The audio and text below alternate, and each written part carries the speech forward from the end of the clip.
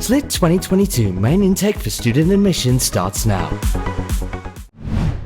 What is the purpose of the Maritime Rescue Coordination Centre?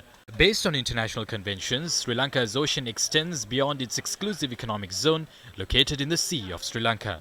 The Sri Lanka Navy has been entrusted with the responsibility of monitoring vessels that pass through this zone and to also act in any emergency. Accordingly, a Maritime Rescue Coordination Centre is to be set up under a $6 million grant from India. How would the project take place? The Maritime Rescue Coordination Centre is to be set up by Bharat Electronics Limited that operates under the Indian Defence Ministry. It will be set up at the Navy headquarters. A subdivision of the Maritime Rescue Coordination Centre is to be set up in Hambantota, with several other units to be set up in Galle, Trincomalee, Ampara, Batticaloa, Arugambe, Mannar and Jaffna. The Cabinet granted approval for an agreement to be signed between the Sri Lankan government and India's state-owned Bharat Electronics Limited for the project. Those are traditional bilateral training programs between the two countries. This has nothing to do with the sale of national resources. We will definitely inform the Parliament if such an agreement is signed.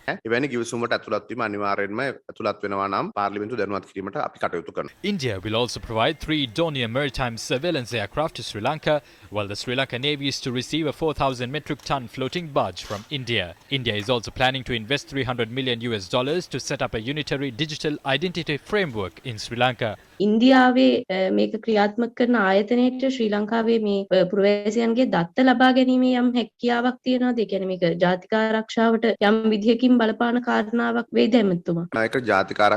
There is no issue regarding national security. The Indian company won't obtain those details. They will sign an MOU with Sri Lanka to provide financial support.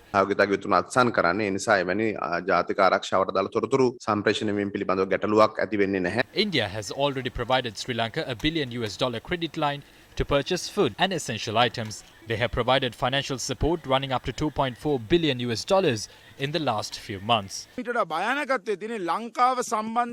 danger is that the country's security has been sold to India. The Maritime Rescue Coordination Centre's headquarters is to be set up at the Navy headquarters. This raises questions of whether they are giving away the country's security and the Navy to India. This is not just a suspicion. They have already given it to them. There is a subunit of this centre located in Hambantota. They entrust India with the task of ensuring maritime security. The Hambantota port was given to China. These foolish decisions will lead to a war in the country. The Attorney General had granted approval for this on March 10th before Basil Rajapaksa visited India. It was tabled for Cabinet approval on the 21st. He met them on Saturday, but Cabinet approval was granted on Monday. These documents were approved before Basil Rajapaksa set foot in India.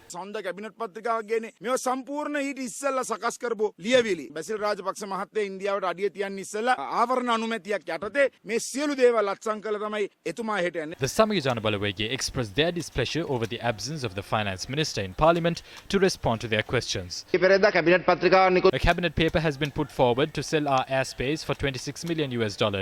After selling the assets on land, they are now selling the airspace. Bring the finance minister to parliament so that we can ask him questions. Venerable